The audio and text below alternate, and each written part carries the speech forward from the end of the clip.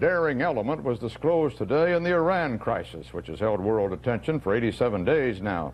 4 American diplomats and wives of 2 of them were spirited out of Iran over the weekend by Canadian embassy officials. They'd given the Americans secret refuge since militants took over the U.S. embassy last November. The first public hint about this incredible story was yesterday when Canada, without informing Iranian officials, announced it was closing its embassy for security reasons. Marvin Kalb has more. The 6 are identified as Henry Lee Schatz, an agricultural attaché from Idaho. Robert G. Anders, a consular officer, Washington, D.C., his last address. And 2 couples who also worked in the consular office, Joseph and Kathleen Stafford from Tennessee, and Mark and Cora Lijek, who used to think of California as home. When the U.S. Embassy was overrun last November 4th, these 6 Americans just happened not to be in the compound. And when, a few days later, it looked as if the embassy was in for a long siege, they sought refuge in the Canadian embassy. The Canadian ambassador, Kenneth Taylor, offered them the hospitality of the embassy despite the obvious risks. Taylor, proud of his embassy's security, was under no illusion, though. He knew that if the militants at the U.S. Embassy had learned about his hospitality, they might have stormed his embassy, too. The news of the 6 Americans at the Canadian Embassy was kept top secret.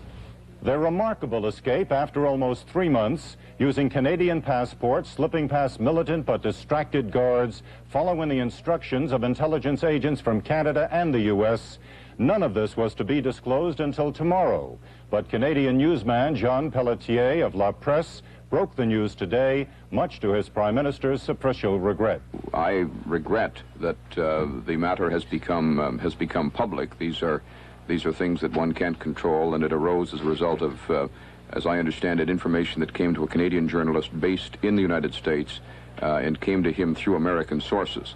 Canada's dramatic action, closing down her embassy partly as a cover to get the Americans out, has sharpened the already considerable tension between Canada and Iran. If this incident has created a problem, it is very unfortunate that the Canadian government has been willing to undertake such abnormal, illegal activities, which has led to the alienation of Iran. But I think Canada and Iran can continue the relationship, even if there is no relationship between the United States and Iran. U.S. officials are still treating this news with kid gloves. They're delighted, of course, 6 more Americans are out, but they worry about what action, if any, the militants at the U.S. Embassy might take against the 50 American hostages who are still there. It would be an irrational act for there to be any penalty imposed upon the hostages. What they will or won't do, I don't know. We trust, of course, that they will not take any kind of steps against the hostages. Official worry about the American hostages is particularly acute now because the militants at the U.S. Embassy, who never knew that the Canadians were hiding those 6 Americans, might now feel they have to take some action to challenge the new government of President-elect Boni Sadra. Their leverage is in the people they hold, the 50 American hostages. Marvin Kalb, CBS News, the State Department. The story of the Americans' escape caught Iran by surprise. Foreign Minister Gabuzadeh saying, "I don't know anything about this." One of the militants holding the U.S. Embassy said to the Rus, "That's illegal."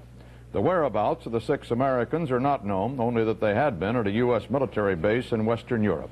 But their relatives in this country obviously were elated by the news. I always knew they'll get out somehow or other. You know, I always had hope. That job with the State Department, he wanted to travel and have excitement, you know. You think he got his fill? Yeah, well, I just wonder what they'll do now. I don't have any details yet as to exactly when or where, just that I will be contacted. Some would say you're very lucky.